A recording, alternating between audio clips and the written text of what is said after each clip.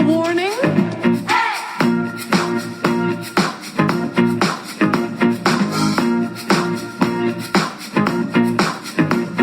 There's nothing to worry about. I'm worried that you work in an office, have children, celebrate wedding anniversaries. The world of heterosexual is a sick and boring life. Allow myself to introduce myself. Siskel and Ebert give Austin Powers 2 thumbs up. Yeah, baby. Yeah. A very, very funny movie You can't resist me. that only gets funnier. Ow! Who throws a shoe? Devastatingly hip. Hey, there you are. Well, hi, do I know you? No, but that's where you are. You're there. Mike Myers is hilarious. Well, that's just groovy, baby. Austin Powers. Hey, viva Las Vegas, baby. Rated PG-13. Now playing. Years ago, a battle was fought and an empire was destroyed. Now, the saga will continue. You were expecting someone else?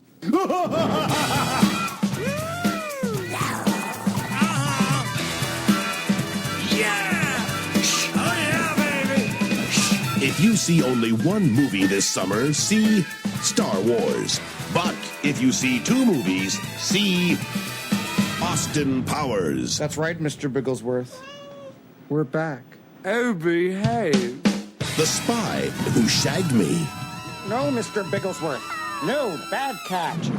Dr. Evil does not like to be pee-peed on.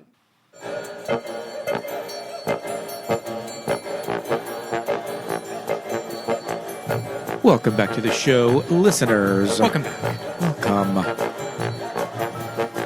I'm very excited we're talking Fun about double movies. feature. I mean, there's This a lot of stuff that I'm going to be trying not to do this episode. This episode's been in the back pocket for, I feel, years. It has. It has. We've been trying to get to it for a long time. We're finally here. I'm going to keep the impressions to a minimum. Yeah. We're going to not monologue when it comes to scenes, but we're here. We're talking about it. I'm very excited. Listeners, my name's Pete. And I'm Scott, and these are the movies that made us gay. Yeah, baby. Oh, boy. We got to the Austin Powers episode. We sure did. Episodes. We're doing 2 Yes. movies. We're Another doing a double double feature today. We're only doing Austin Powers, International Man of Mystery, and Austin Powers, The Spy Who Shagged Me. Yes. I don't think I had it in me to watch Goldmember today. No, Goldmember's a little cuckoo. I mean, they're all cuckoo. I But don't like Goldmember. I really like Beyonce in it, though. I mean, there are some really fun parts in it. I think that we like the supporting characters more in Goldmember than we like Austin and Dr. Evil, right? Mm-hmm. I feel like Frau is really like serving We Love Scott, Evil, you know, both versions Beyonce of... doing a pretty serviceable job. Yeah, yeah. Is R.J. Wagner back in the third one, or is it still just Rob Lowe? I don't remember. I don't remember. But, you know... I feel like the first 2 are classics, and like most movie franchises or some movie franchises, we're getting a little bit of diminishing returns as we move forward. But we're happy with 1 and 2. I mean, Mike Myers and this character just had the world in a chokehold. Yeah, that everybody was quoting Austin Powers. For a good half of a decade. I mean, you know, there's the big meme about like before social media, we were just screaming Dave Chappelle quotes back and forth at each other. But I think Austin Powers, you know, Beavis and Butthead probably really started it off. But, you know, Austin Powers and South Park, there were many a college party where it was just like dueling, screaming, you know, junior fat high bastards, children just quoting every stupid line of this movie. Yeah. And also The Spy Who... Probably more so The Spy Who Shagged Me. Yeah. Because that movie came out when I was in junior high. Yeah. No, yeah, that's the thing. International Man of Mystery had the home video kind of resurgence. That's where it made its money. That's where it got its fan base. I saw it for the first time on VHS. You didn't see it in the theater. So did not interesting. see it I in would have the been too theater. young to see this in the theater. I have a funny little anecdote about when the movie first arrived. But I saw it on VHS at my friend Damien's house, and we all sat down and watched it. And I was just like, that shit is so fucking funny. I was just like, you got to pause this shit because that was so clever. This is ridiculous how clever, how funny this is. I was just blown away by how good it was. And I loved So I Murdered an Axe Murderer. Yeah. I bought that. I had that on VHS. I was like super into that. I thought Mike Myers was a genius. I mean, now here we are 27 years later. Mm-hmm. And, Mike Myers and his reputation as a bit of a diva. Kind of an asshole. Yeah. But still going strong because they're making the new Shrek movie right now. Right. It's out next year, I think. I mean, his lasting legacy and biggest thing that they're coming back for reboots and stuff is something that he can do alone in a sound booth. But you know what I always kind of have to remind myself? That you don't really think of somebody like Mike Myers being like a Tom Cruise or a Julia Roberts, but he was one of the biggest movie stars in the world after Austin Powers' International Man of Mystery. Yes. I mean, I'm like the perfect age to be a Mike Myers fan. I was 13, 12. During his SNL years? When Wayne's World was released in theaters. I was, between 10 and that age on the SNL years. I was a 13-year-old boy when Wayne's World came out. Like, come on. Ultimate movie made for 13-year-old boys. Me, right? So I loved Wayne's World. I was in high school, freshman year, I think, when So I Married an Axe Murderer came out, maybe sophomore. Saw that in the theater with some friends. I was like, this shit is genius also. I've been following Mike Myers for a long time. Loved these movies. Loved them. Yeah, when we were watching them earlier today. Funny. Laughing. I still chuckle. Oh, my God. On the couch watching all these. Still LOLing after all of these years. Yeah. A lot of this humor, I mean, can any of this shit get made today? I have questions. I was thinking that we can't do Fat Bastard. I was going to say the questionable jokes, like the fat jokes, Spy Who Shagged Me. I think that you would probably have to cut the most from the Spy Who Shagged Me. Yeah. There's all the like sexist misogyny joke. That's the character. It's the 60s, whatever. But yeah, the Fat Bastard character is gone. I think Mini-Me might be gone. Yeah. I feel like I'm sitting here watching this going, R.I.P. Vern Troy. What? R.I.P. Vern Troyer, we love you. Like, he was so good in this because he's not just sitting there just like being a prop. He is being a character. It's funny. He hates Scott Evil so much. And we didn't even watch Goldmember, where there's a lot more of him in that. But in this one, so good. But I'm just sitting here going, what the fuck has Dinklage got to say about this? Like, is this asshole going to just like jump down Vern Troyer's throat? Because it's like the dialogue, the Dr. Evil dialogue about Mini-Me is offensive. Sure. But Vern is in there like creating this character. Wasn't it in... That's funny. Wasn't it in The Love Guru where Vern... At the little office? Vern is a hockey coach. The little tiny office. And he has a little tiny office. Yeah. Built for him. I don't know if I've actually seen The Love Guru. Oh, I know that joke, though. Oh, I've seen The Love Guru. I rented that shit. I mean, I feel like Mariska Hargitay. I feel like The Love Guru is really when that was sort of the beginning of the end. I mean, it was, Mike. for all intents and purposes, it's kind of a blank check movie. It's kind of like, do whatever you want. You got a crazy character? Let's do it. He's inventing this weird Indian character that's kind of like Austin Powers. Right. But yeah. Yeah. I don't think I've ever actually seen it. No, I've watched it. It's not great. These two movies, on the other hand, very funny. I mean, they gave us Mindy Sterling, kind of like not quite resurrected Rob Lowe's career. It was never really dead, but I feel like it made people look at him in a different way. Sure. I don't think people ever really considered Rob Lowe for comedy. I mean, he's in Tommy Boy before this, playing a villain. He's in Wayne's World. He's playing in a Wayne's villain. World, playing a villain. But really funny in this. I feel like yeah, maybe getting laughs as a villain is maybe not. I don't know. I think that people were just like kind of like, wow, Rob Lowe, great job. I mean, Seth Green had been around forever. He's got a career longer than Mike Myers, but I think that these movies really kind of like they're just this pop culture moment that it's like it's fucking Austin Powers. Yeah. Everybody knows what this is. Mm-hmm. I think especially if you grew up loving James Bond movies, that I think that International Man of Mystery in particular, it's really fun to watch an older Sean Connery movie. It's all there. And it's all there. Yeah. That you can tell that Jay Roach and Mike Myers just really loved James Bond growing up. Yeah. And they put all of that into this wacky spoof. Yep. Like a spy comedy. I love that. Yeah. Yeah. You didn't give us our opening notes. Do you want to talk about all that? Well, Austin Powers, International Man of Mystery, directed by Jay Roach, written by Mike Myers, produced by Suzanne Todd, Demi Moore, and Jennifer Todd, and Mike Myers, released May 2nd, 1997. International Man of Mystery made on a $16 million budget from New Line, grossing $67 million worldwide, and is considered to be probably one of the funniest comedies of all time.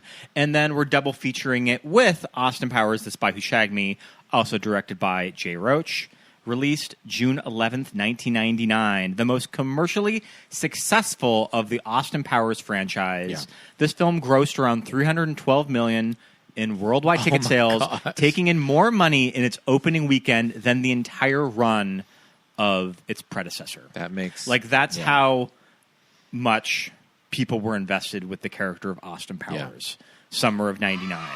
Austin Powers. And we always talk about the summer of 99 that we remember that teaser trailer that we cut at the beginning. Yes. If you see one movie this summer, watch Star Wars. Star Wars. The fact that the second Austin Powers movie was released the same summer as Phantom Menace is insane. Big movie season. To me. Insane. Big movie season. But, Austin Powers is funny because the first movie is probably one of the last first release movies that I bought on VHS.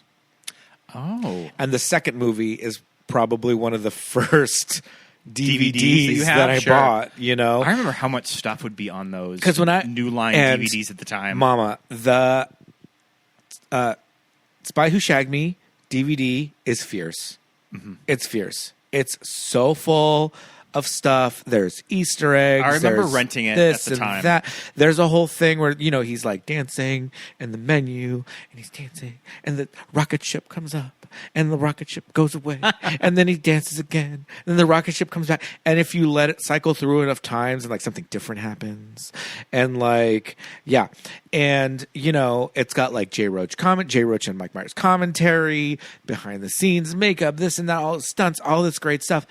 But my VHS for Austin Powers, International Man of Mystery. Did yours come with the deleted scenes? Let me tell you this. Mine came with the deleted scenes. Let me tell you this. I bought it from Target. I have the receipt. I think I remember buying mine from Suncoast. I got mine from Target, and I did not realize until I got home.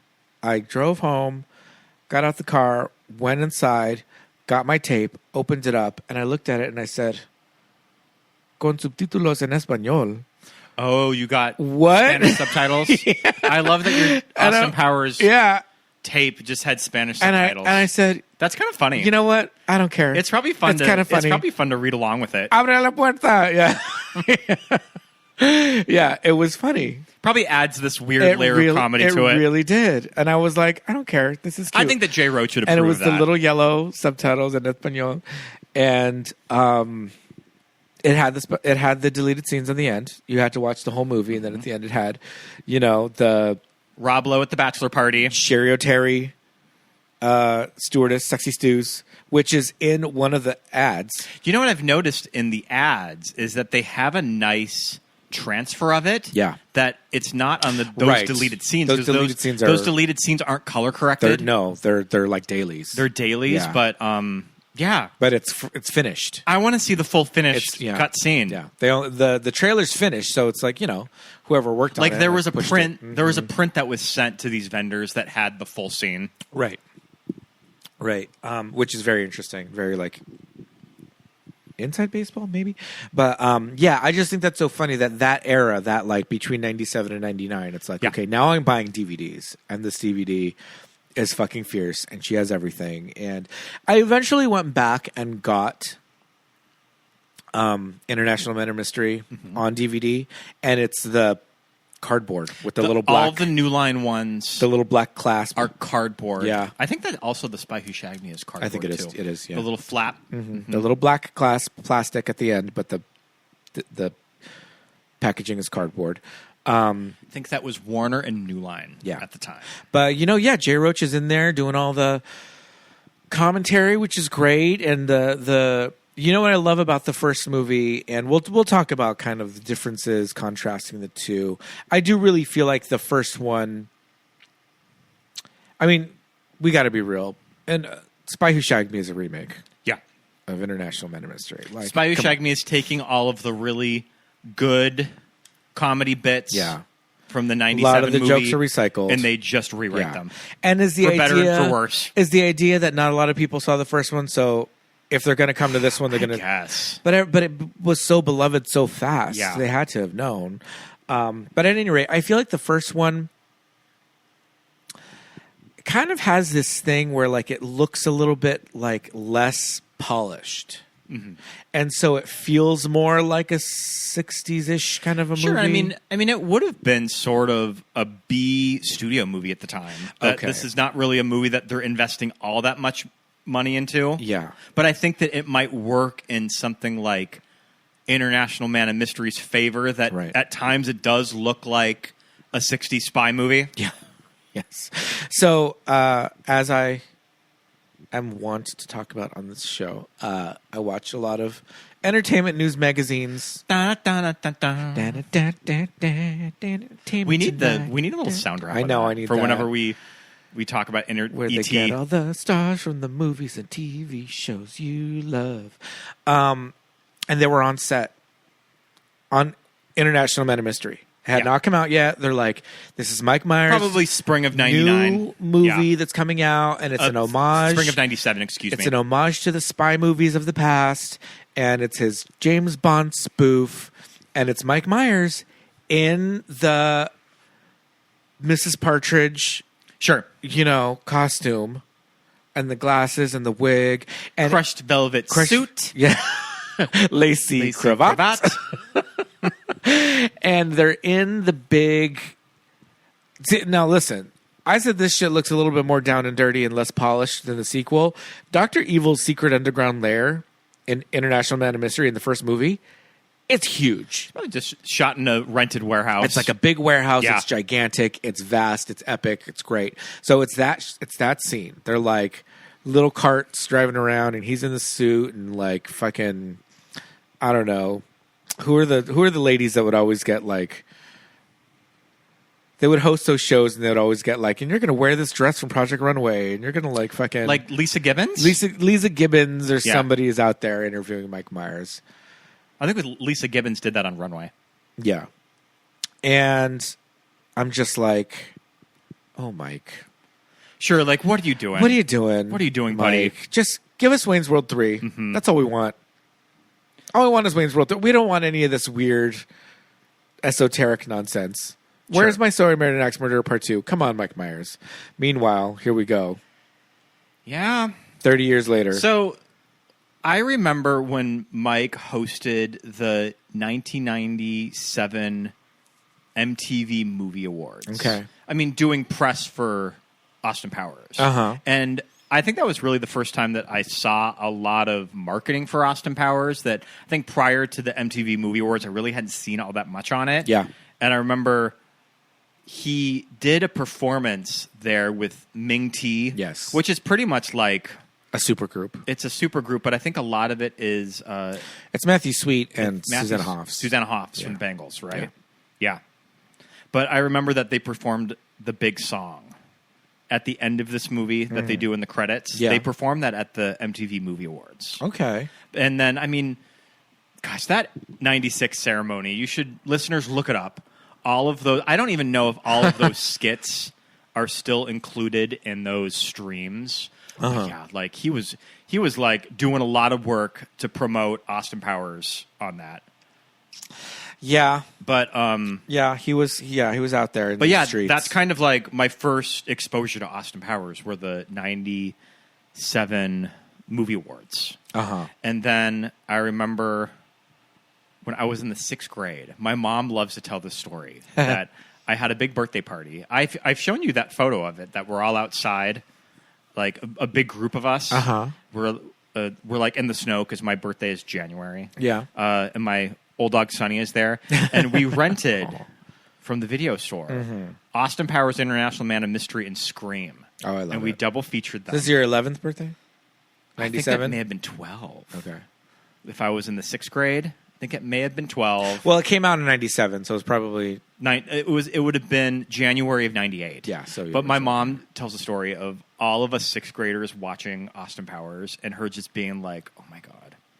I hope that I don't get any parents giving me an angry phone call of this crazy movie that these kids are watching, which is like, I think this movie is probably PG-13. Yeah. Like there's sex in this movie, but I mean, I think it's in a way that would be acceptable for kids in some regards. Just all the 6th graders walking around talking about a lot of vagina. And like stupid stuff like that. But I remember first watching this. I thought you said your name was a lot of, never mind.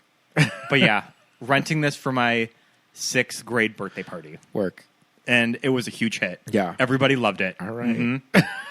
And yeah, I mean, I ended up buying How could you not love it? The VHS, I think from Suncoast. Yeah. That I would regularly rewatch. Yeah. And what a huge deal Spy Who Shagged Me was. I mean, we can talk about that later in the show when we get more into it. Yeah. But I mean, these movies, Pete, it's just like, I think they still hold up when you revisit them. No, they're funny. They're pretty funny. They're funny. Spy Who Shagged Me may be a bit of a mixed bag that I think that there's some groaners in there. There's some groaners. And when you watch them back to back, there's a little bit of like, all right, we already went through this. But they're still funny. And it's great to see so many comedians in there. Yeah. You know, you've seen like Michael McDonald and Jennifer Coolidge. And I think a lot of that is probably Jay Roach just wanting to fill this movie with as many funny improv people as he can find. Yeah. That can keep up with Mike. Yeah. I mean, that's the thing. It's like if you have, you're already populating it with your main cast, with Mike Myers and a lot of people that do come from improv. It's like you got to keep going with everything else. I mean, I wonder how, like, Liz Hurley kind of fared with all that, like being around so many comedians and improvisers. I think she's keeping up in this movie. I think that she's delivering a really solid performance. Yeah. That you could almost see her kind of getting cast in a Pierce Brosnan James Bond movie and her fitting in seamlessly. That I like. Oh, how was she not in a Pierce Brosnan James Bond movie? She probably read for like she probably read for Tomorrow Never Dies or something. Yeah. But I remember being obsessed with Vanessa Kensington. Vanessa Kensington. I used to think she was so fierce. Oh my God. She is just serving looks. When she's just wearing glasses and like she's prim and that face stunning. Oh my God. So beautiful. Her face. But it's ridiculous. She's kind of a good match with Mike because she's the straight man of this group. That I think that she is definitely keeping up. She has some really funny reactions. I definitely remember when he says, "Danger's my middle name," and you can kind of see the side of Liz's face, and you can tell that she has a little laugh. She is holding it in not to crack up in that. And scene. Vanessa probably wouldn't be laughing there. She'd probably just be rolling her eyes, but it's okay that she has a little laugh because it's like, it's cute. And yeah, I just think that she's so charming as Vanessa Kensington. Mrs. Kensington. She's Ms. Kensington. I think she's so charming. She's so beautiful. We were driving down the 210 freeway the other day, and I quoted the entire scene of, well, I went to school in Oxford, where I excelled in a number of subjects, but I ended up specializes in foreign languages because I know I wanted to, see the world. Yeah. Oh man. No, she's so good. She has some great costumes. I had forgotten that during the closing credits we get the fashion shoot, yeah. the photo shoot. And that's where you really see that. Oh, bitch! This bitch was a model. This face, is like she styles so she styles so well. Oh, she has like so many. She looks. can wear different types of clothes, different like styles of makeup. Yeah. So beautiful. Yeah, but when she needs to just be like. Like MI6, like modern day, like spy. She's like she's serving like, I don't know. I think she does a really good job. It's like there's not that much like that many layers to the character, but we love her. She's great. But I love casting Liz Hurley as somebody when he's like nerd alert. Yeah, when she all of her luggage is labeled and all that. I mean, Liz Hurley, early adopter of the packing cubes. Yeah. Vanessa Kensington. I don't know if you looked up packing. Well, they're probably Austin, Amazon as we know it did not exist. When in Austin 97. loads his teeny little gun, and then Vanessa loads has her gigantic, the even better Glock or whatever, the even bigger handgun. Yeah.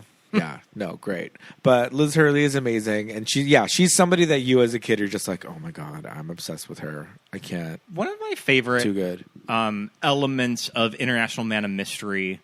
That maybe, it's there in the other movies, but I think that there's just something a little more fresh in the 97 movie is I love a good fish out of water or this man out of time in this culture clash story of that Austin is still stuck in the 60s while the rest of the world has moved on. I think it's some of my favorite bits of this movie. Right. That are some of my favorite scenes, like when he's on the couch and he's watching the big moments of the last 30 years. The montage. Okay, see, now that shit is so fucking funny because he's just sitting down watching something and you're just like, what is it? Why is the moon landing just on TV? It happens in movies all the time. They do it in like The Fifth Element. They do it in like these movies where somebody is like, whatever, they're trapped in the ice or, what is that? Was there a Mel Gibson movie where he's trapped in the ice? Forever Young. Forever Young. I think he was cryogenically frozen. Yeah. But there's always a moment where like Austin Powers. Somebody is watching these poignant moments throughout history and you're like, what the fuck are they watching? And she picks up a VHS like sleeve and she's just like naming all these moments and like ticking them off Follow the Berlin back. Wall, first British female prime minister. Yeah, but it's so stupid that it would be like, what is this tape? What, but just the fact that it's like, oh, he found this tape and put it in. Oh god, I think there's some really clever shit in there, but I want to talk a little bit about the beginning because does this movie come in at 10? With the opening dance number? The opening dance number. It's so much fucking fun when they're playing the Quincy Jones song. Yeah, so this is the thing. It's like this is kind of the formula now, and in the next movie we have a big opening number, and it's funny, but this one's better. And it's also taking the big joke at the end of that movie, right? And it's like really taking it further. But it's also in this movie, the whole like hidden nudity. It's like, well, he's still wearing like a little modesty panty or whatever. It's all in camera. Yeah. In Spy Who Shagged Me, in that big number, it's all blurred and weird, and it looks like he has like one huge ass cheek. Like, what is going on? Well, and also, crazy. It's doing story work for the opening scenes of International Man of Mystery. Yeah. When you see all of these scenes in London and Carnaby Street. Yeah, it's giving her a hard day's night. It's giving a hard day's night and just kind of setting up that this international spy is also this famous household British name, which is also Is contradictory. so stupid. But yeah. But also, let me tell you this: all that shit, Carnaby Street and all that. I'm sure that's still Universal or whatever lot that they're on, but it looks less. It's a little more viable. It looks a little more successful. Yes, it's so much more successful, and I don't know if it's the lighting. I don't know how it's shot one movie versus the other, but the way it's shot and the way it looks in part one is like, sure, cool, London, love it. And in that second one, you're just like, oh damn, this is Wisteria Lane, house down. You can see the Boots. hill that the tram climbs to get to King Kong. Yeah, I practically saw Yeah. like a universal tram right in the back with like, Which I think has some charm to it, and they You even know, comment yeah, on it yes. of in no way this looks like Southern California, right. But Which is hilarious. Yeah. But I just think that the first movie is so much more like authentic looking and less like. Well, and especially that it kind of drops you in, much like Star Wars, that you're in the middle of a story. Austin Powers adventure, Right. When they go to the swinging pussycats Electric of the psychedelics. Yeah, that place. What is it called? The Electric Psychedelic Pussycat Swingers Club? Or Yeah. something. Which used to be a pop-up bar in Glendale that you could go to, like An Austin Powers bar. An Austin Powers bar in Love LA, it. like 10 years ago. Even then, which is like, why now? Why not 20 years But yeah, ago? I mean, I think also that scene where they go to the club is so much fun. Yeah. That, I mean, you get the beautiful Mimi Rogers, too. Looking, smoking. Yeah, and this In that catsuit. catsuit. And this, what's her name from the Avengers? Emma Peel. Yeah, Emma Peel is very Diana Rigg. Coded. But I love these adventures with them. And you can really see, they've had all of these adventures with each other. Well, this is too. my genius stroke was where was our Austin Powers animated series? Well, in the Austin Powers animated series, you could have done a lot Could of have fun been stuff before the movie. And also time travel. So you could jump around to the 70s and then back to the 90s. Yep. Yeah, I think that could have been easily done. Both voices are very imitatable. It didn't have to be Mike, Oh, sorry, Siri. But what I was completely gagged by today, like Gaggerini of the century, you went to go get a coffee and I stuck around after I took a shower this morning and I put on Amazon Prime, Bill and Ted's Excellent Adventures, the animated series. So you want like the Austin Powers Saturday morning cartoon? Yes. Yeah. But because I will be damned if Keanu and Alex and George Carlin did the voices. I mean, probably pretty easy work for him. for that at the damn time. show. Mm-hmm. Yeah. I was like, holy cow. So, I mean, it's possible to get these stars. Not that Alex and Keanu in 1990 were like blowing up, Yeah. But This was a pre-speed Keanu Reeves. yeah. But I do think that an Austin Powers animated series would have been fun, easy, and a big moneymaker for everybody involved. But I love those early scenes. I think that all that shit is really successfully done. I think it looks more authentically swinging 60s than the scenes in Spy Who Shagged Me. I really love Mike's explanation of this movie early on. Because, it's set in the 60s. And what do, Americans think of when you're like, let's have, a 60s party?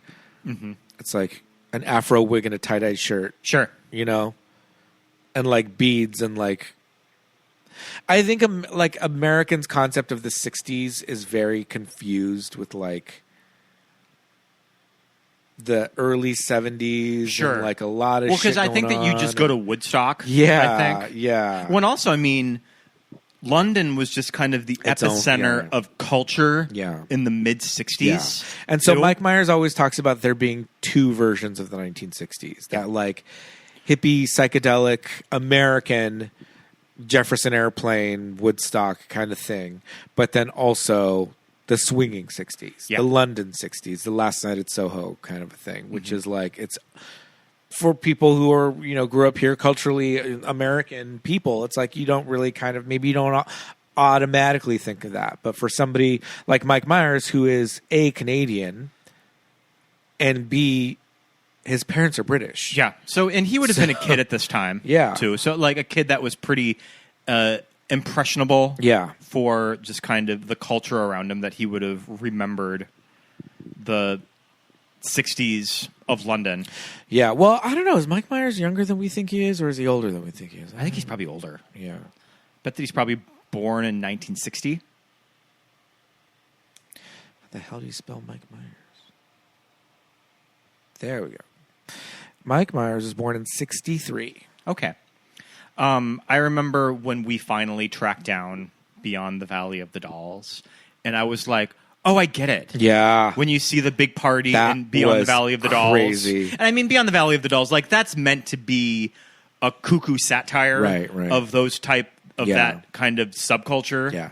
But he literally walks Yeah. in the room and he says, it's my happening and it's freaking me out. But yeah, I remember And I was us watching that movie and just being like, oh, I get it now. Yeah. And there's That just was something crazy. about the electricity of these scenes, in these early scenes, that I don't think these movies ever really match. Right. That, I mean, we are starting out on a high. Yeah. And I think these are some of the best of any of the movies. Yeah, yeah. I love that Dr. Evil kind of like, it takes a moment for us to get there, to get a reveal of his face. You know, Dr. Evil is a little kind of like a mysterious character at the very beginning. And you could see that if you were an audience familiar with James Bond going in, you could immediately know what they're going for with Dr. Evil. Well, he's Blofeld. That he's Blofeld, Yeah, he's yeah. Donald Pleasance. Yeah. Yeah. I mean, the scar is different, but it's a scar on his eye, you know, the ball, the little Nehru jacket and the gray suit and all that. Him taking off in the big Bob's Big Boy. I mean, my favorite is the extra when it takes off. The extra that's pulls out their camera. That pulls out their camera. I love her. We were looking and we're like, oh, okay, the Electric Pussycat Psychedelic Swingers Club is in Piccadilly Circus. So Good interesting to that you know. noted that I've definitely have been to Piccadilly Circus. Yeah. I've seen pictures of it, but there's something about the angle that you usually don't see it photographed this way. Yeah. That the major billboards Yeah. that you might see in We're other kind of movies, off to the side. they're kind of off to the side. Yeah. They were looking at it from a different angle, which is very interesting. But yeah, I feel like all that stuff, it's like, yeah, the big swinging party in part 2 is just seems more, I don't know. It seems like more of a party, if you know what I mean, Yeah. in this movie than it is the other ones. Yeah. Or more of like an organic party. Or it just seems I don't more know. real. Yeah, It's more I like don't know. I would want to go to this party. Yeah. Yeah. No, that shit's great. But, you know, when we finally do get the reveal of Dr. Evil and his look and all of that, and so the Dr. Evil voice, right? Yeah. It's a whole Do thing. you want to talk about It's the a whole, history It's a whole thing. of the Dr. Evil voice? I mean, we know now that it is an impression of Lorne Michaels. But the thing about impressions is that, like, a lot of people can be like, oh, I do this, I do that, whatever. But with impressions that are, like, kind of easily done, and you're like, okay, I know how to do Christopher Walken. Like, it's like this, right? And you do it. Everybody is doing Jay Moore's Christopher Walken. Sure. Everybody Yeah. is doing It's Jay. kind of like when we talk about Barbara Walters. Yes. Is that now Everybody when you is do a Barbara doing Walters, yes. you're doing Sherry You're doing O'Terry Sherry as O'Terry. Barbara Walters. Yes. And because they're the one that unlocked it. Yeah. They're the one that said, oh, You really get the little Yeah. ticks of that character. yeah, everybody is doing Heidi Gardner's Jennifer Aniston. Oh, Ross? Or Heidi Gardner's Miley. Yes. Too. I'm sexy now. You know, you unlock it. You unlock one little bit that it's if I do this, I go real nasal and I got a southern accent, now I'm Miley. You know, which could also be, that's also Carson Kressley's Nancy Grace. Nancy Grace. It's like this. Talking to you through the TV. through the TV. I wish I had you for a coach. But when those people unlock the tick, the one thing, it's working. You know, you're like, that's how you do it, and then I can do it too because I'm imitating that. And so the thing is, we're all doing Lorne Michaels. You know, you're all doing the voice, and we think that we're doing Mike Myers' voice. But I guess in reality, we're all doing Dana Carvey's. I was going to say the origin We're of all this doing impression. Dana's. The person Yeah. that unlocked this Yeah. impression was Dana. Yeah. Do you remember the clip of Dana Carvey on Howard Stern? And Howard asked him about this. Yep. And you can tell the look on Dana's Yeah. face that you can tell that he's gone to a lot of therapy. Yes. Unpacking this. Yeah. Of how Mike just lifted the Lorne Michaels impression and put it on Dr. Evil. Yeah, and granted, it's not like he went and pitched the SNL movie and I'm going to play Lorne and do this. He used it for another character, but it's fucking Dr. Evil. And it's like, you know, made him $1 billion. So it's like, it's still got to be pretty rough, especially the fact that it's Dana, you know, and they had Wayne's World and they had 2 movies and they had all this history of like working together. I would say, are those two not talking anymore? But I know that they did do some commercials with each other recently. Okay. So maybe they've kind of talked through it a little bit and they're on better terms now. Yeah. Buried the hatchet. Yeah. But, you know, we have all done a Dr. Evil impression. But oh my gosh. We were talking about the character evolution of Dr. Evil. Yeah, it's wild. That he gets crazier. The look gets crazier and more severe with each movie. And by the time Goldmember comes around, those blue contacts are ice. He's got the Coco Montrese blue contacts. The earlobes are extended. Extended earlobes. We were noticing that today. Earlobes for no reason. The nose. It's called a Belgian dip. Yeah, the look gets crazier and crazier. This movie has a lot of fun with the character, especially for I mean, that's very comedy of putting Dr. Evil in father-son therapy with other parents. That's a very SNL sketch. His monologue an evil genius who wants to take over the world and is in family therapy with his son, you know, and it's like populated by all these like, and the family therapist is going to be Carrie Fisher, and it's Carrie fucking Fisher. We need to take a break. Yeah, so good, great stuff there. You could probably guess who I was obsessed with when I was a kid. One Mr. Scott Evil himself. Scott Evil, Seth Green. I mean, I mentioned on our Buffy episode a few weeks ago on the Patreon, I had the biggest crush on Seth Green at this time. Seth Green's got a very pretty face. Yeah, I think especially this era of Seth Green is a very handsome so adorable. guy. But there was just something about Scott Evil that I was in love with. Still to this day, great costumes. Still to this day, my Hotmail address is Scott Evil. Yeah, and I made that address when I was 12 years old. And I still have it. Yeah. Yep. It is an Austin Powers email address. Yep. Yeah. You know, and you watch International Men of Mystery and you see things that become big running jokes in the later movies that are starting here. The shishy, all that. Dr. Evil's sitting in his chair and the chair rolling away. By the third movie, he's in an electric wheelchair. I think it's funnier in International Man of Mystery when he's rolling on the wheels. He just sits down in the chair. Just rolls. I think that's funnier. That's comedy. a good joke. Yeah, that's a good joke. And I do like the big scooter that he's on in the second one with Mini-Me, and Mini-Me's just constantly honking the bike horn, and he's just honking it as Dr. Evil's honking. That shit's funny.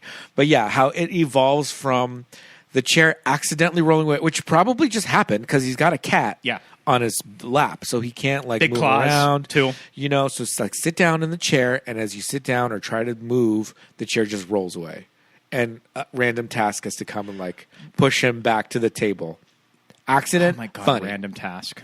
I remember being a kid and finding out what the reference was to that, and thinking, well, you can load that. That well, I'll be goddamn. It's so clever. Odd Job and random task. So yeah, I was briefly in a 3-piece band, and our name was going to be Random Task, but that would have been a good name for a band. It would have been a great name for a band. It was a great name for a band. We never played any shows, but we recorded a little bit of music, and yeah, it was a good time. We never had a drummer. We had we did, but So, do you think that this movie is responsible for Sphinx cats really catching on? Maybe. I don't know if I'd ever really seen one in a movie before this. Yeah, they were always like pretty exotic, and they're just kind of like. Somebody brought in a Sphinx cat at work the other day, and it was a gray. It was a gray cat. I've never seen a gray Sphinx cat. Or they were just carrying it? He was just carrying it. And That's this crazy. cat's proportions. I mean, just think of our cats. That if you their heads look if you wild. take all of the fur off of Bianca, I do think that Sphinx cats' bodies are a little different than like. and the Sphinx cat had a really big belly. yeah, too. Yeah. But yeah, it was Our super cats cute. have big bellies. But that's what I'm saying is that if you just take Petting all, his big belly all the right hair now. off of Thor right here, Yeah. that the proportions would be crazy. See his little belly. if you didn't have fur on them, And their little tails look like rat tails without any fur. they have yeah. such pretty eyes. Sphinx. Yeah, their faces are shaped differently than our cats' faces, and I don't think that's the fur. I think it's like their skull shape is a little different. But I do love a Sphinx. I would definitely have one. They have a lot of skin problems. They get cat acne. They get little blackheads. Mm-hmm. You gotta give them lotions and stuff. You Exfoliate. have to give them baths and You have stuff. to exfoliate because they, yeah. But I do love, all the Dr. Evil stuff is great, but we have to talk about the henchman. We talked a little bit about R.J. Wagner. What a choice. Robert Wagner, really funny Yeah. actor that he would have been in Heart to Heart. So it's like he had done comedy before, but I think it's really clever casting. Yeah. Mm-hmm.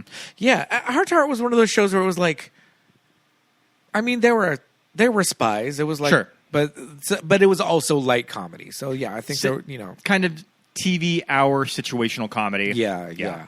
But yeah, I good have choice. memories of randomly seeing episodes of Heart to Heart.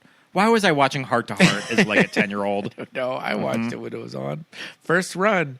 But the whole like the eye patch, all of that, calling him number 2 is hilarious. But we have to talk about Mindy Sterling. Love Mindy Sterling. And what is Mindy Sterling's background? Is she Groundlings? Yes. Okay. Or She Second was City Groundlings. Groundlings. Okay. Groundlings. Yeah. She taught there all through that era. Sure. She taught there all through the 2000s. I mean, I'd be curious to see if you're Mindy and you're given the script, what was on the page, because I think all of this is Mindy. Yeah. Like Yeah. everything. Yeah, there's probably not a lot there. They probably were like, okay, we want you to be one of the henchmen, and you'll be there featured throughout. But we're going to kind of play around when we get there. And yeah, Frau Farbissina. What is The militant wing of the Salvation Army. genius? But yeah, I was- all the screaming, all that stuff is Yeah. like that's just got to be Mindy. So which, I was yeah. I was telling you that when we did our James Bond episode with Garrett, that I was watching some old James Bond movies, and I was watching Thunderball with Sean Connery, and all of these scenes in Austin Powers, it's all in Thunderball. Yeah, Everything at the table, all the evil that's layer all stuff. lifted from Thunderball. pushing a button in Yeah. the chair. Mm-hmm. Yeah, Like the big boardroom, the long table, yeah. all in Thunderball. What they do in the first movie is that there's a couple of the scenes of the evil henchmen standing around laughing. Mm-hmm. Well, I mean, really, it's kind of just number 2 and Frau. Mm-hmm. And then they kind of populate it with just men in suits. Sure. And you're like, who are they? But by the second movie, it's literally just number 2, Frau, Scott, and Mini-Me. That's it. Everybody else are henchmen. They're I love literally when you just, see the. I love when you see the Doctor Strangelove like conference call. Yeah. When you see like the United Nations. Yeah. I like. There's a geisha. They're all in there. their full cultural. They're all in uniform. their. Yeah. There's the full, beefeater. Their full cultural garb. Yeah, there's the beefeater. That's There's so the geisha. stupid. There's and the, all, yeah. I mean, it's one of the like genius things of Yeah. being that on the nose Yeah. with comedy that whenever you, Why would you go to the UN? whenever you see a shot of London or Parliament, Yeah. you're gonna play Rule Britannia, Rule Britannia because that's so stupid. which and they on do the in nose. And it's something They that do on Drag Race. and it's something that I think a coveted Rue Peter badge. kind of being that self-aware with your comedy in Britannia. the mid '90s that maybe jokes like that weren't really done a lot Yeah. of being that on the nose with it. Yeah. Yeah, just anytime you go to China, it's like Yeah. it's like, are we borderline? crossing any lines here. It's funny because it's the UK. We can laugh at them. Colonizers. Before we get into The Spy Who Shagged Me, Yeah. I love the Las Vegas scenes. It informs the good time and expectations that I have whenever I visit Las Vegas now. Yes. Is that I just want my visit to be a montage of the Strip. You want to be walking down a treadmill. Yeah. And looking at like... While Love Sweet Love is playing. And looking at casinos that don't exist. But Liz Hurley and Mike walking through the casino. Mm-hmm. So funny. Yeah. Oh my God. They're like walking through a casino. Mm-hmm. And I think there you are. And I don't think that Did a lot of those people in the scene really know that they're going to be in a movie? Yeah. Probably not. Yeah. Yeah. Really good stuff. Oh, we talked about, Vanessa Kensington, Liz Hurley, and her fierceness. We have to talk about Fabiana Udenio, one Miss a lot of vagina from Summer School. Summer School, love this character. Yes, and this is a character that you would see in a James Bond movie because you always get the main Bond girls, and then you get kind of the side ones. Yeah, that is either a villain henchwoman. Well, there's usually a evil one and like the good one. Yeah. Yeah, she's great. We love a lot of vagina and her floating boobies in that. There's just something about the boobs in that hot tub. Yeah. No, she's great. I love her. Fierce Italian actress, Fabiana. Mm-hmm. She's great. I also think something that the other movies don't get, that we can kind of get better kind of emotional beats in this movie, that it's when Vanessa is upset with Austin about sleeping with the Italian bird. Oh, sure. It's something that I don't think that the other movies really have. Is her saying this is the 90s, Austin. Right. You can't be doing that anymore. Yeah. And just how 90s. Time has changed. It's something that you don't really see in the other movies. Yeah. Mm-hmm.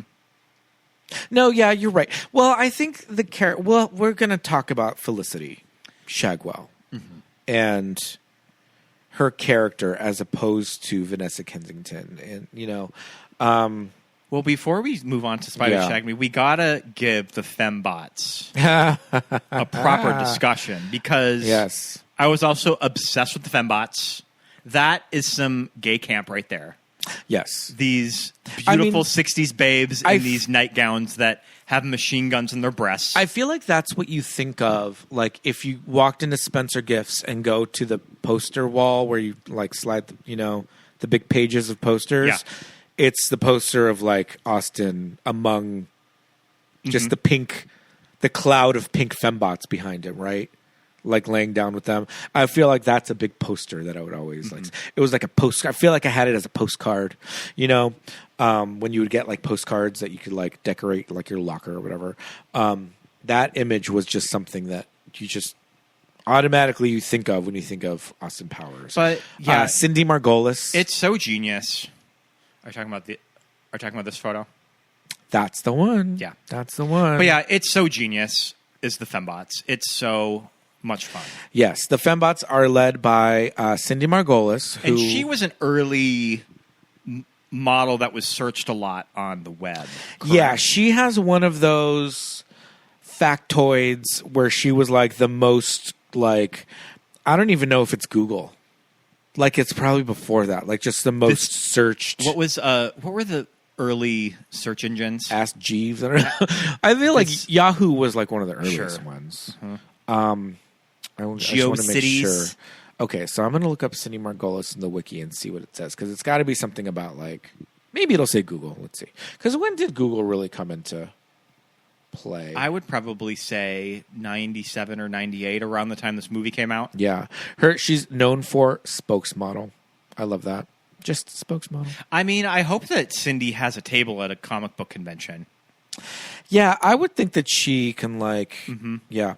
Okay, let's see. Margolis emerged as a star in the early days of the internet. She was named Yahoo Internet Life magazine's Queen of the Internet from 96 to 99.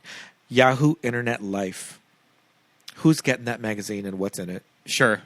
She also found her way into the 2000 Guinness Book of World Records as a result of being the most downloaded person of 1999. And she wasn't an adult film star at all? No. Just a model? Just a model. So interesting. Yeah.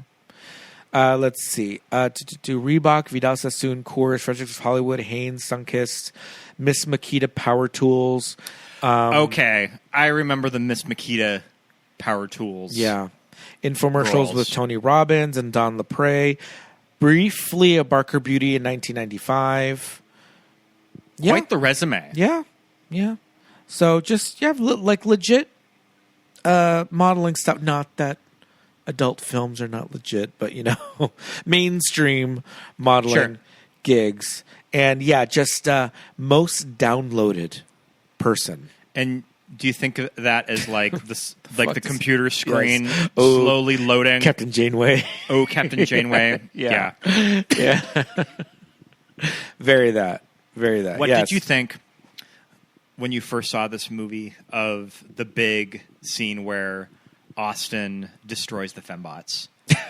Set to I Touch Myself. I thought that was a fun choice because Yeah. I Touch Myself, I feel like is from like that's 89. from like 1990, I think. Yeah, 90. Yeah, around there. So that was exactly a... It would have been fun to see that scene cut with other songs. Yeah. And then they just thought there was just something about... Yeah, because it doesn't fit I into Touch Myself, either era. Roxette? Yeah. No, it's the Divinals. The Divinals, Yeah. excuse me. Yeah. Yeah. Australian band. Are they? They're from Australia. I remember for Drag Race Down Under, they always do Australian okay. Yeah. artists. Yes. And they did I Touch Myself. Okay. And then I looked it up, and band is from Australia. Work. All right. But yeah, so funny. Yeah, it's a great scene, and also that's another thing that they've just kind of reused over and over again with Britney Spears. By the Sure. time the third movie came around, although making Britney a fembot's funny Yeah. because it makes sense. Oh my God, that opening scene of Goldmember. We should have just watched that opening scene today. I mean, yeah, And just turn the movie off after Tom Cruise. Let me tell you this much though: that theater lost their minds when Tom Cruise came on that screen. Yeah. It was like, and I lost my mind when I remember following that whole scene and reading about the cameos, kind of knowing very early that both Tom Cruise and Gwyneth Paltrow were going to be Well, somewhere I lost in the my movie. mind when Steven Spielberg did backflips, like backflipped away. That shit was so good. I was like, oh my God, not fucking Steven Spielberg. Also, I think it's just only in Goldmember that it's who's the dancer from Blonde Ambition? Oh, sure. Kevin? Kevin, yeah. Kevin, what's his last name? He's heavily featured. He's like out front Kevin center. is probably somewhere in the opening scene of this movie. Yeah, I'm not sure if he's in there, There's but I one know for a fact that he's really featured male dancer right behind Mike. That looks really familiar, and I think he did a lot of dance work at this time. Sure. Listeners, look up Kevin Stay. the Bionic Woman episode that they kind of take a lot of Well, there's a couple of inspiration Yeah. of the fembots. There's a Well, couple don't of they actually fembots. don't they actually call them fembots? Yes, Well, because yeah. fembots is actually taken from something. I think it might be from a science fiction they're novel. called fembots on the Bionic Okay. Woman. But the ripped off robot face they do on the Bionic Woman. Yes, a little speaker for the mouth. Crazy. Yeah, I mean, Goldmember. It's I think the opening number. It's like this is the third one. We're getting Quincy himself is coming on this shit and like conducting the orchestra. But love the fembots. It's great camp. yeah, they're super fierce. They're big like Trixie Mattel. I love them. wigs and they're little like teddies and everything. It's so clever. I think Yeah. it's just what this movie needed for. I mean, it's just what it needed. Is that it needed these hot blonde '60s babes to shoot guns out of their boobs, out of their jumblies. Yeah, Machine gun jumblies. It's interesting. They don't shoot Austin. yeah, They use like gas. sure. Oh my gosh. The machine gun little switch wasn't turned on. there you go. Apparently. There you go. It was just gas. But yeah, any before we get into the Spy Who Shagged Me, any last reflections on International Man of Mystery? No, the thing is, these movies are so quotable. There are monologues that we recite back and forth, up and down. Dr. Evil's childhood monologue, so good. Oh my God. I think I can quote that entire scene. I was going to say, but you always have friends who it's like, there's like a Dr. Evil friend, there's like an Austin friend, everybody's got like little monologues that they remember. But even like Frau, like people, the Lucky Charms, like all that's, it's like. Do you know how many times I have heard Scott Evil quotes of either telling me to shh or Scott? Scott! Do you know how many times I've heard that in my life? Like, oh yeah, a lot. Mm-hmm. When you have the name Scott. Yeah. Mm-hmm. And your email address is Scott Evil. Mm-hmm. Yeah, but it's just so funny how it's like, okay, like I know which friend is gonna bust out the Lucky Charms, like monologue. We all have our little bits that we remember. I, for one, remember all of them. But yeah, are some of them more successful by the second movie? I think the Zip It in the second movie is funnier. I think it's funnier. It's good in the first one, but I think that Seth is really good in the second one because he's really starts to argue, gets really mad. I find the last act of, if we're going to be cutting to the end of The Spy Who Shagged Me as we're beginning talking about it, I kind of really check out of this movie in the last 20 minutes. Right. That I think that the joke does kind of wear thin in this movie. The mojo thing. Yeah. So let's get into The Spy Who Shagged Me. God, this really brings me back to summer of '99. I saw The Spy Who Shagged Me 2 nights in a row. I remember my parents dropping me off after fishing. They just dropped me off at the movie theater. I think I was meeting some junior high friends at the movies. Oh. Packed theater, and then I went back the very next day with Dawn and my mom and saw it 2 nights in a row. Love it. Very specific movies have I ever done 2 nights in a row of. And The Spy Who Shagged Me was one of them. Worth it. Yeah. But yeah, this movie was a moment. I remember it was such a huge deal. It was. When it came out. I had the soundtrack too. I love this soundtrack. Yeah. I mean, International Man of Mystery, that soundtrack is currently in my car right now. I still have that CD. But I think that I bought this soundtrack before I saw the movie. Sure. Why not? Yeah. You look at it, you're such a like, great Madonna song. You're like, Madonna? Oh my God. Great. Mel G? I mean, great. this is what should have been Madonna's Oscar right here. I think that it was eligible for Best Original Song, but everyone knows that Oscar voters just fucking hate Madge. Yeah. So, not nominated. True. Great song. Yeah. Like we were saying, a lot of jokes are recycled from the first movie.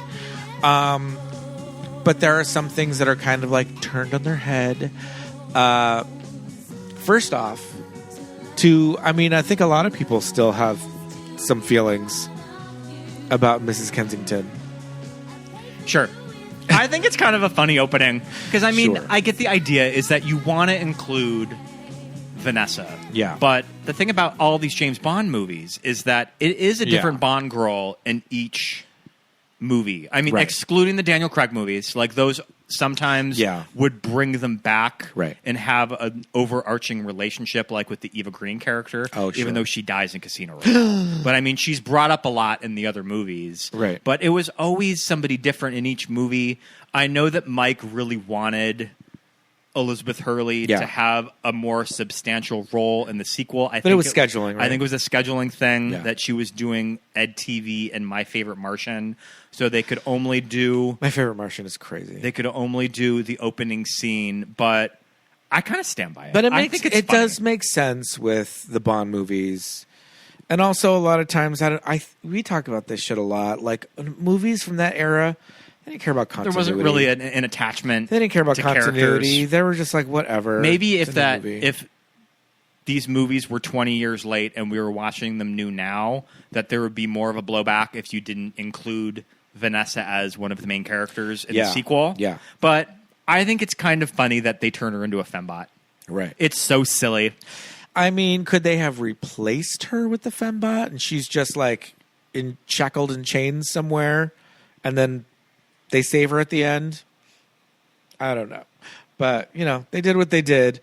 It makes sense within the whole, like, James Bond spy movie kind of, like, oeuvre to do it this way. So, now the new main love interest in this movie is Felicity Shagwell, played by Heather Graham. Heather Graham having a big moment in the late 90s. This is a few years following Boogie Nights. I mean, Heather Graham, one of those actresses that I always think that she was this fresh new face in 98 and 99. Yeah. But she had been working the rounds since the late 80s. Yes. Miss Girl is in License to Drive from like 1987. So you always hear those stories that she was almost in Heathers and her parents didn't want her to do it. Right. They read the script and were like, maybe not. What are your feelings about Heather Graham in general? I like Heather Graham. I think she's great. I love her. I feel like like I said, she's been around forever. I grew up with her. She's Mercedes Lane. But in this movie, you can never really tell if she a bad actress or is she good at playing bad. I don't know. Because, I mean, at least in Boogie Nights, you can kind of have she's a porn star. Right. That the acting is supposed to be not great, so maybe it kind of works in her favor with the role. But in this movie, I can never really tell. Yeah. Like, what's the wheels, like what she's thinking in each scene, if she's really going for this flat delivery, or if that's just Heather delivering lines. But I will say, we need to get the sample to the lab to be analyzed. I can see the charm of Heather Graham, though. That I can really see that she does have something, and I can see how she got roles because she's A, beautiful, and B, there is just kind of this effortless charm to her. Yeah. I think that it really works in something like The Hangover. Right. Yeah. Kind of one of the better roles of Heather Graham, in my opinion. Yeah. No. But I just feel like as far as so the thing about Felicity Shagwell and the character is that she's supposed to be like a female Austin Powers. Which I like that. And that's fun. An American. An American female Austin Powers. He's met his match. She's a spy.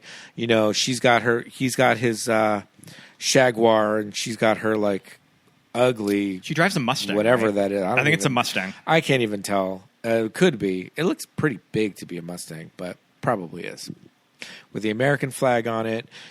She's got her like dancing girls who are her like, You were noticing, you told me of who one of the dancing girls is. Well, I just read it Austin Powers' apartment. I just read it in the IMDb that Carrie Ann Inaba from Dancing with the Stars is one of Felicity's like girls.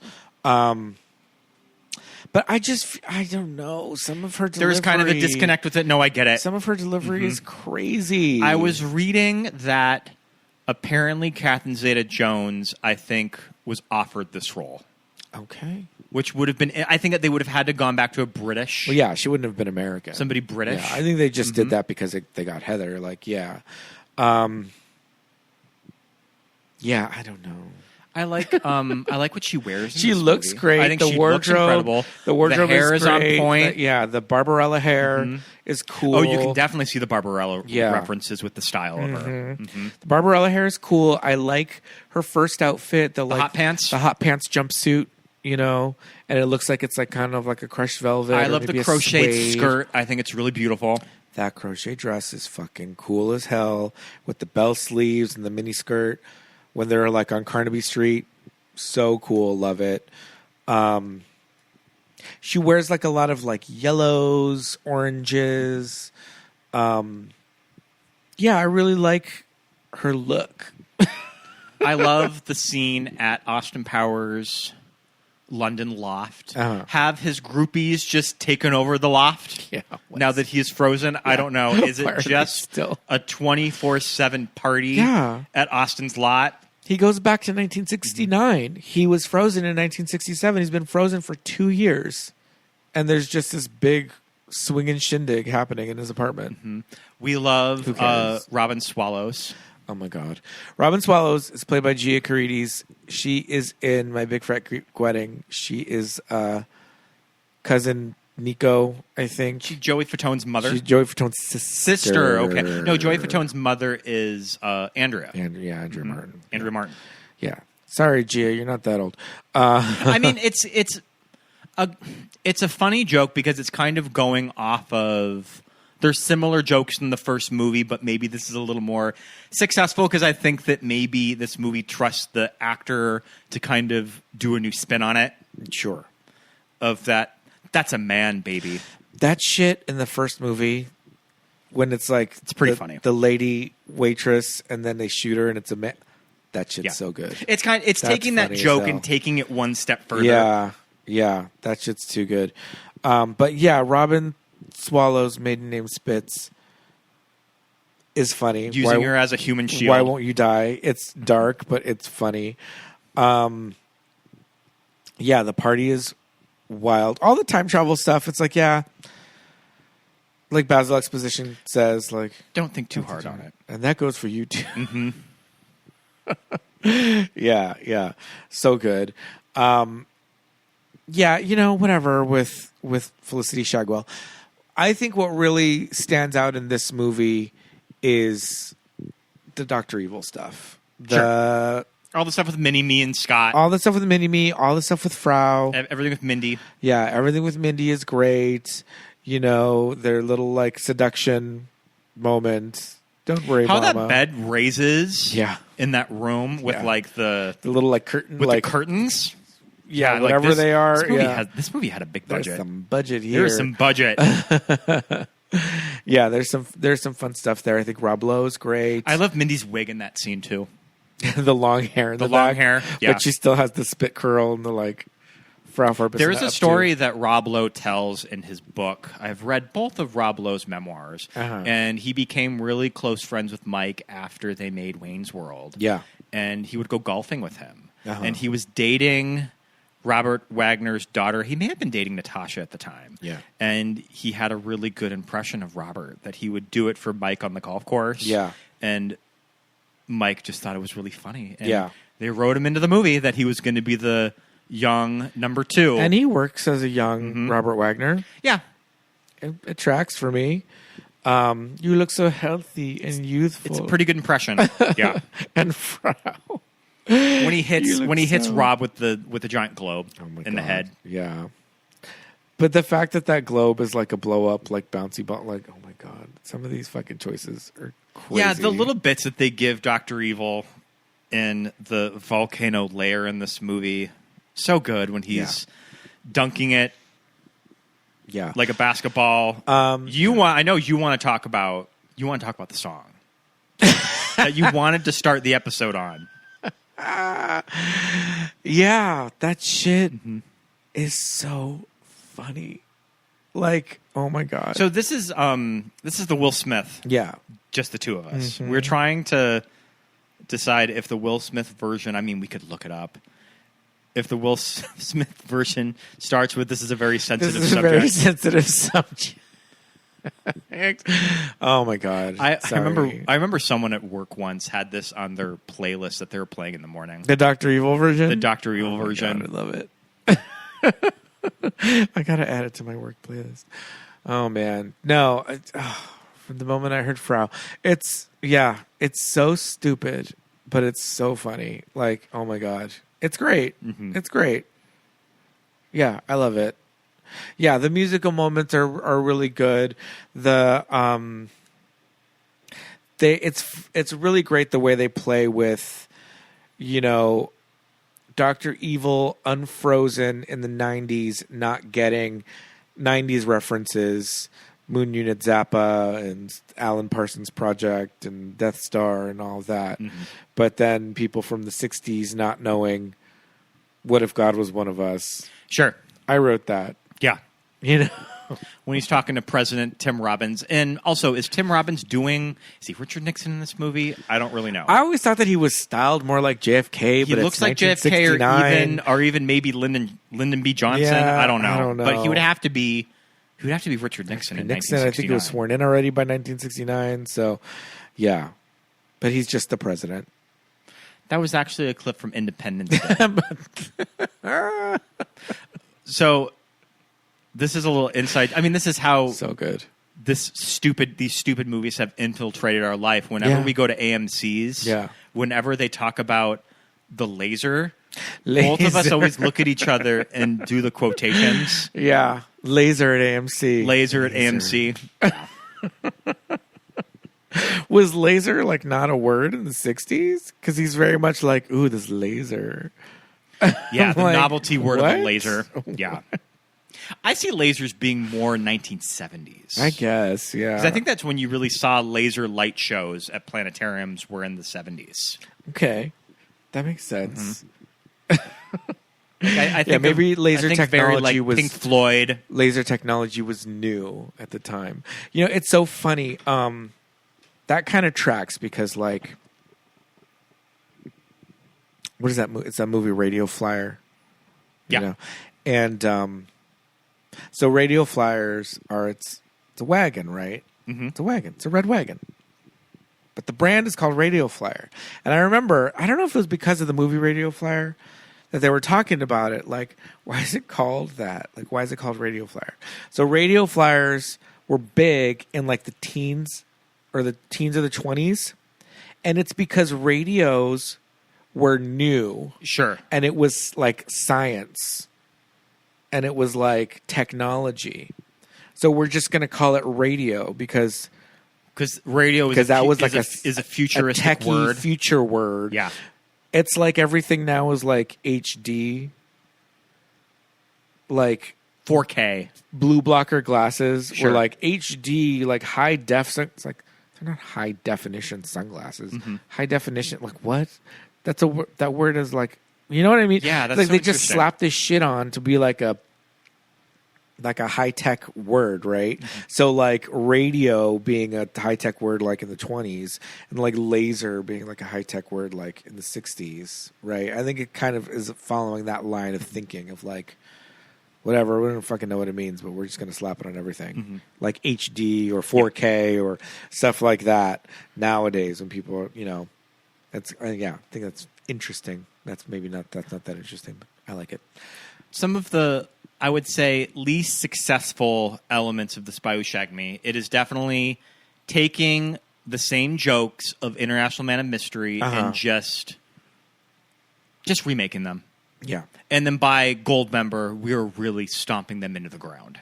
All of them. Yeah. Which, I mean, I think that they just think that the audience wants to see the same jokes again. Right. Because if it worked one time, yeah, it's going to work even better the second time. Yeah. Or, I mean, I think that you could just write new bits.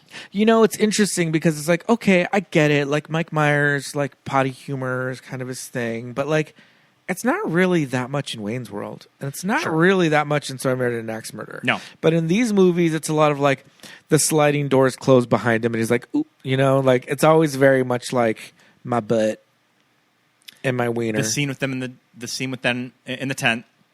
It's still pretty funny. The shadow. Yeah. But there's so much of like, ooh, my butt or like, ooh, my wiener or my balls. Everything is very much like, all right, okay. Yeah. We get this character as horny and, always thinks about sex. Yeah. But yeah. Yeah, you know. Fat bastard, I really hate this character, but I can still quote all of those lines. I ate a baby. Getting in my belly. I ate a baby. Getting in my belly. The other white meat. Mm-hmm. The baby back ribs. What's for dinner? Song. Yeah, but that's the funny part is like the baby back ribs. It's like, okay, we all know that. And then he starts singing and it's like, oh, okay, it's the Chili's song. You know? But yeah, the character's disgusting. And especially when Fat Bastard shows up in the very last scene when we're back at Austin's lot. Yeah. That I'm just like, oh, not this character again. How did he get to the future? And he's given like an emotional monologue at the very end with the fart at the end of it. Yeah. Why? But we're back in the 90s at this point. Why is he there? Did he also time travel then? He had to have. He would have had to. But also in the 60s, in 1969, when they're looking at Dr. Evil's rocket ship that looks like a giant Woody. It's Woody Harrelson. Yeah. who would have been a child in 1969. Yeah. I mean, Woody Harrelson is ageless, maybe. Yeah. Maybe that's the joke, is that Woody just has looked the same since he has in the late 80s or early 90s when he did Cheers. Yeah. I noticed, I think that I did know this, but Jennifer Coolidge is in that scene. She sure is. That looks like my husband's. Yeah. There's a lot of people in that scene. The actor that's in Somebody Somewhere. Sure. Is in that scene. Yeah, he's the dad. Mm-hmm. Mm-hmm. Yeah, I think, the recycled stuff, it gets a little like, all right, okay. Yeah, the Dr. Evil's chair kind of starts to turn into a motorized chair.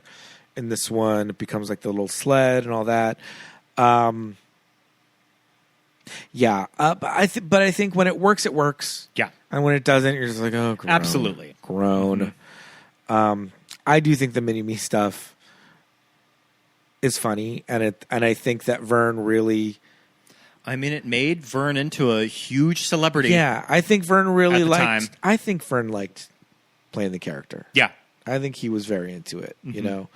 I think that Vern really liked that. I think that Mike really included him in developing the character and being funny, too.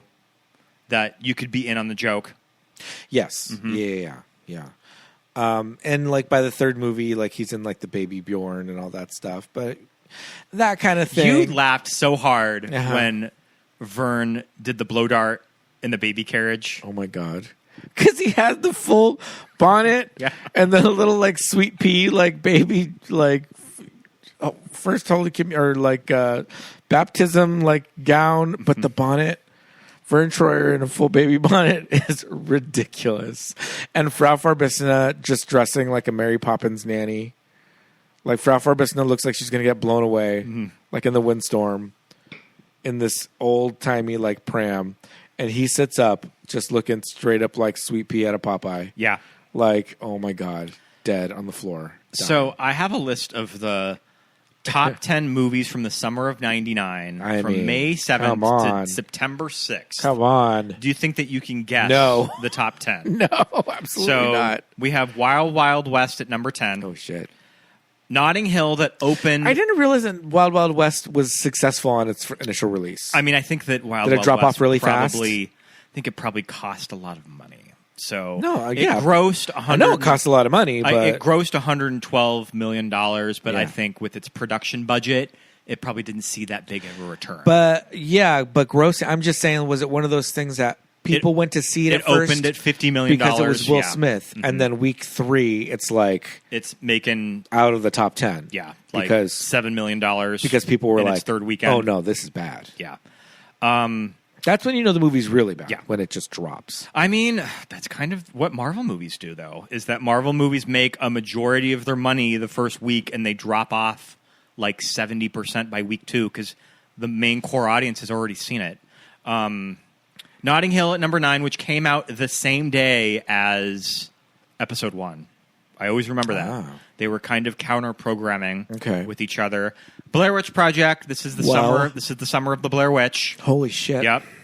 July of 99, double Julia Roberts summer with Runaway Bride, which we don't really talk about Runaway Bride, but Runaway Bride, massive success at the time. Mm-hmm. We got The Mummy at number 6, Brendan, Big Daddy at number 5, Tarzan at number 4, The Sixth Sense, Summer of the Sixth Sense, The Spy Who Shagged Me at number 2, and number 1, Star Wars. Wow. Yep. I mean, that's the lineup right there. Yeah.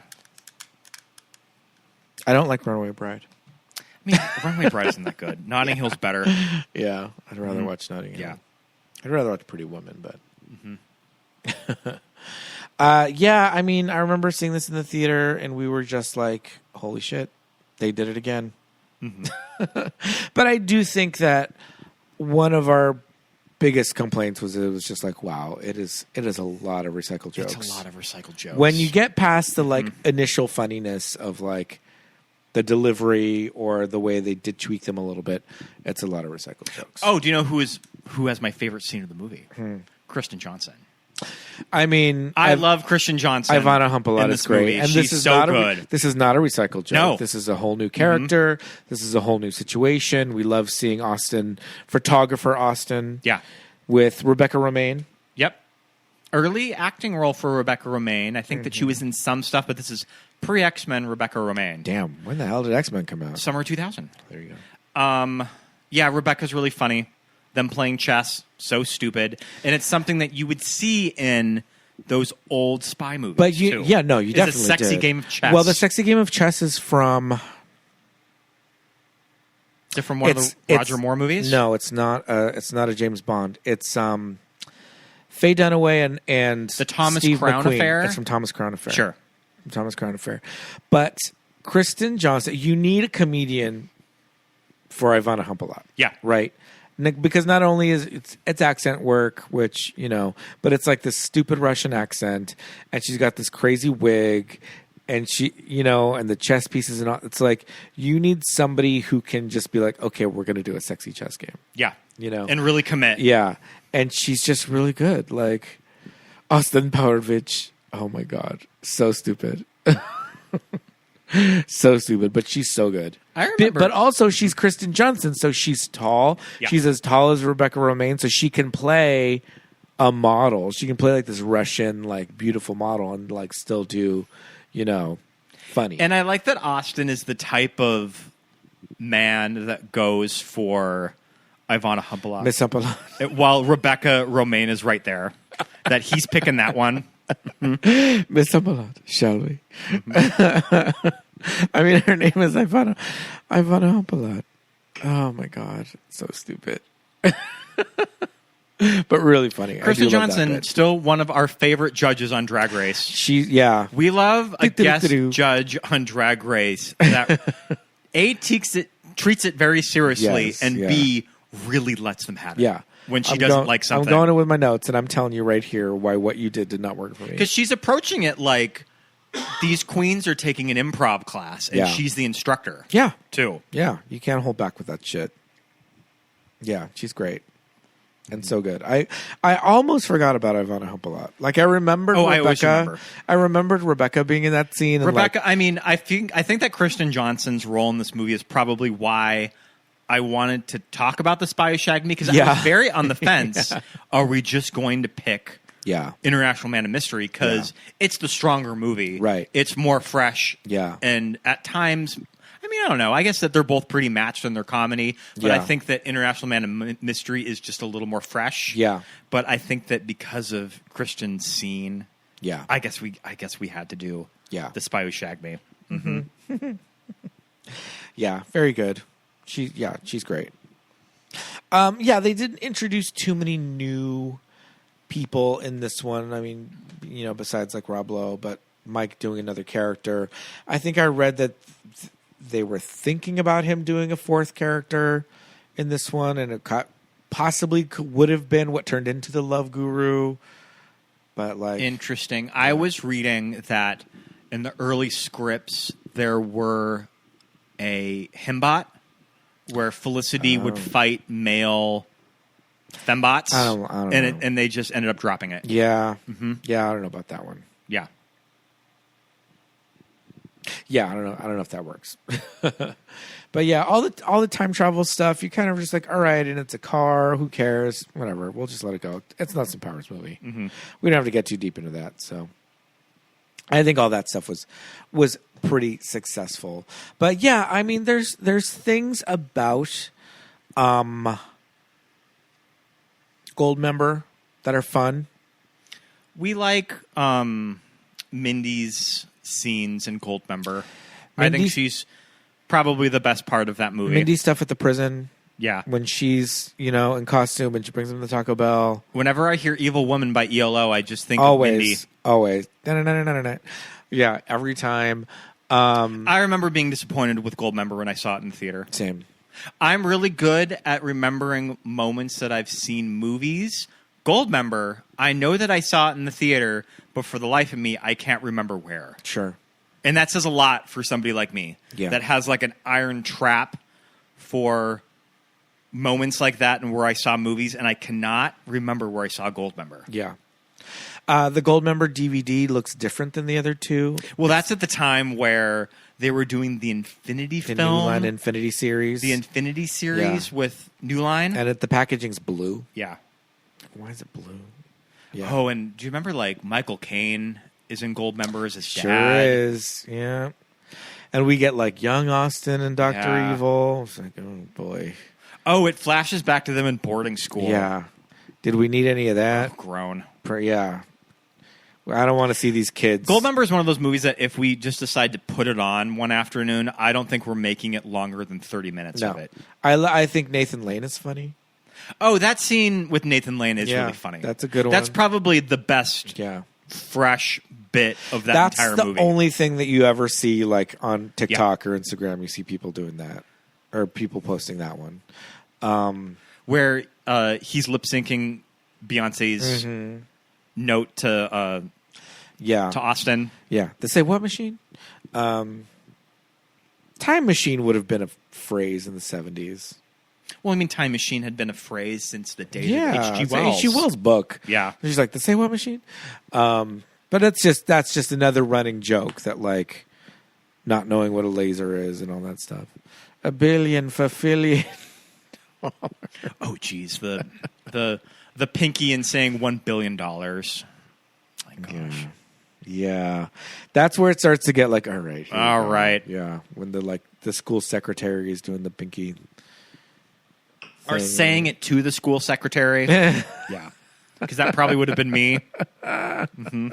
$1 million. I have something in my notes that The Spy Who Shagged Me, the fifth sequel in history to gross over $200 million domestically after Star Wars Episode 5, The Empire Strikes Back, Star Wars Episode 6, Return of the Jedi, T2, Judgment Day, and The Lost World, Jurassic Park. Oh, wow. So this was before a time where only a handful of sequels would make over $200 million, which is interesting because I think that Hollywood's gotten to a place with these huge movies that they have to hit like $800 million to fully make a profit off of them. Yeah. Interesting. Mm-hmm. Oh, gosh. That's crazy. Do you think that we've seen the last of Austin Powers? Do you think this character's kind of dead? It's been a while. I remember there was rumblings in the early 2010s that Mike was working on something for Austin Powers. I remember that too. And I think that it just didn't go anywhere. Yeah. Yeah. Yeah, I don't know. We could never say never. I feel we like never it watched could the Mike Myers Pentaveret Nope. series on Netflix. And yeah, we get that joke. Yeah, we first heard about the Pentaveret in Zoe Meredith Axford. The Meadows. The Meadows. Yeah. Yeah. The Colonel Sanders before it went tits up. Mm-hmm. Yeah. Oh, man. All right. Does that about do it on Austin Powers? I think so. I think that just about wraps it up for our double feature of Austin. That was a lot of fun. But you know what's even more fun? Well, maybe not more fun. But I think right about now we probably want to talk about our weekly rewind. Yeah, we have to do the weekly rewind. Yeah, absolutely. All right. What have we been watching lately? So I did a very bleak double feature earlier in the week. I left you at home. I went to one of these movies with friend of the pod, Justin Allison. I saw Die My Love with Robert Pattinson and Jennifer Lawrence one night, and then the other night I saw If I Had Legs, I'd Kick You, which are two very bleak movies. Sure. Especially If I Had Legs, I'd Kill You. I'd Kick You. I didn't really know that my bleak cinema threshold was that big, but apparently I can take in a lot. Die My Love is good. I think that Jennifer Lawrence is pretty standout in it. I would say it's one of her stronger performances in quite a long time. I would say it's some of her career best. Did I completely love the movie? Not really. Yeah. I think that it has its moments. I would be curious to maybe check out the book because I think that that story has a lot of gaps that I would be curious to read in the book to see if they go into things with the characters a little clearer than what they don't do in the movie. I haven't really seen a lot of Lynn Ramsey movies. I've seen We Need to Talk About Kevin. That's pretty much it.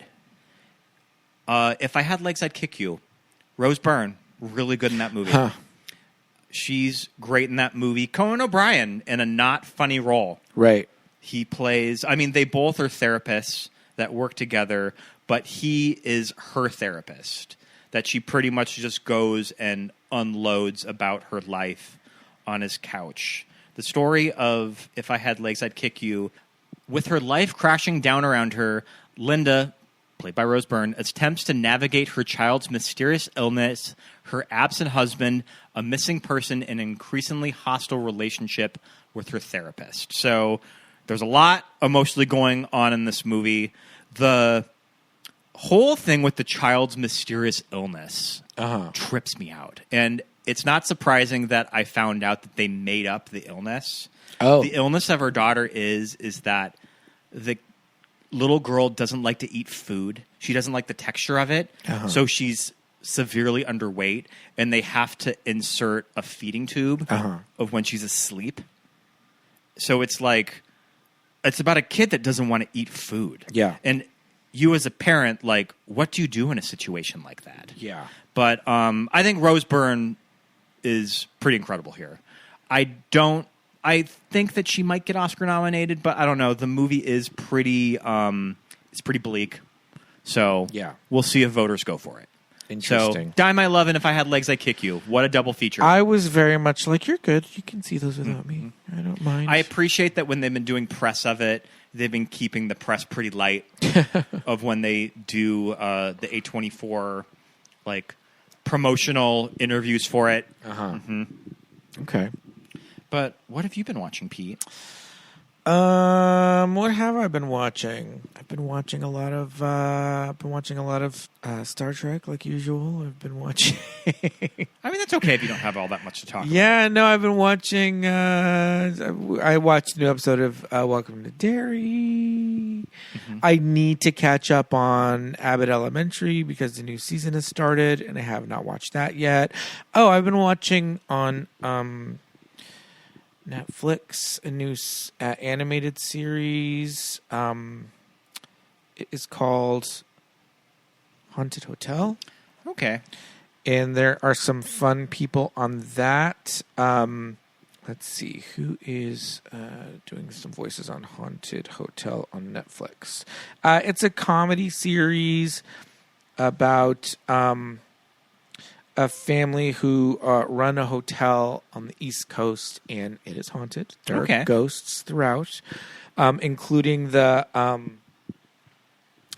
lead, the mom, who's played by Eliza Coupe from Happy Endings in Future Man. Her brother is played by Will Forte, and he is a ghost. And I love Will Forte. Yeah, and they're running this haunted hotel, and it's just about, the shenanigans that they get into. One of the kids is played by Skylar Gisondo of Superman fame, and Jimmy Simpson plays a spirit of a demon that is living in the body of a Victorian child. And he's like a funny little character there. And so I've been watching that. It's one season right now, 11 episodes, but they're really good. I think it's really funny, and it's already been greenlit for a season 2, so I'm waiting for that. They usually do this animated series as kind of they'll do one season and they'll break it up into 2 sections. Into 2 maybe. parts. Yeah. So yeah, I've been watching that one. I've been enjoying that.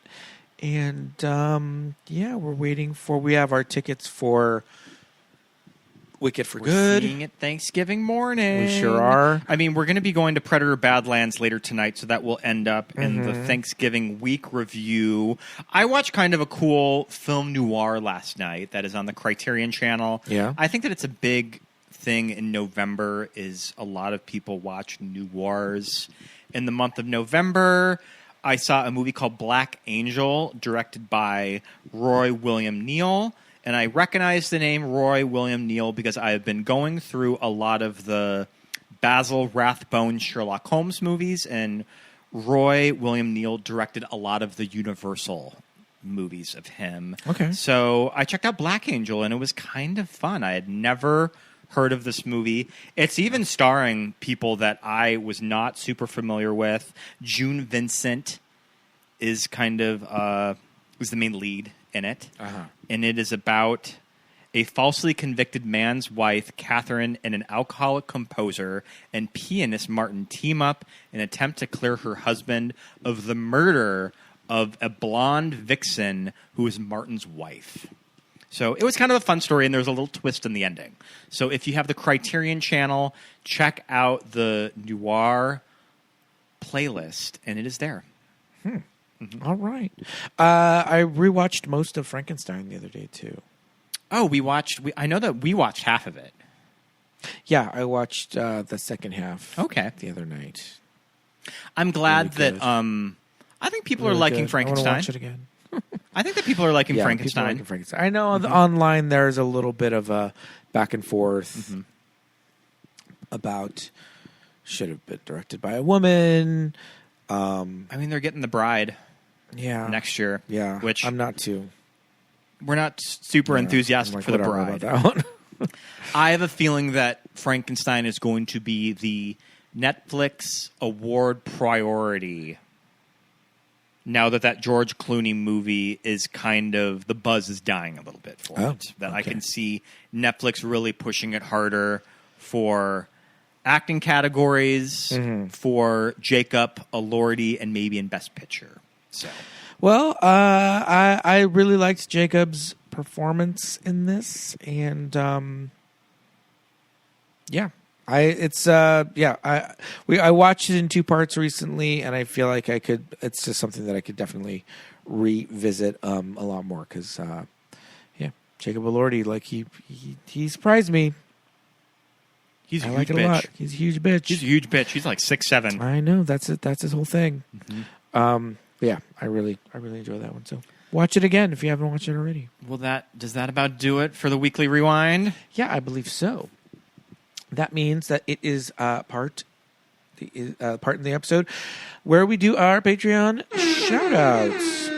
If you're ready for that, let's see. Let me pull that up right now. We want to say a great big hello and thank you to all of our wonderful patrons over there, including Jonathan, Sakara, Hasten, Teresa Ashes, Cinesemiotics, Robbie, RP, Christopher Callum, David Chava, Lauren H., Ronnie, Matt, Carla, Leah, Megan, Andrew, Stephen, Leah, SB, Brian, Deja, Erica, Anna, friends at Hetty, Drew, Andy, Kate, Roberto, Daisy, Kelly, let's see, Chrissy, Laura, Garrett, Thomas, Lori, Brenna, Jess, Lawrence, Lisa, Alexis, Thomas, Millie, Ted, Benny, Melanie, Susan, Paul, let's see, Jamie, Drew, Genevieve, Dawn, Josh, Aaron, Nick and Shannon, Christine, and Rufino. You guys, where is it, you guys? Thank you so much for being patrons. We forgot to talk about the Golden Girl special. We'll save it for next week. Sure, yeah, let's save it.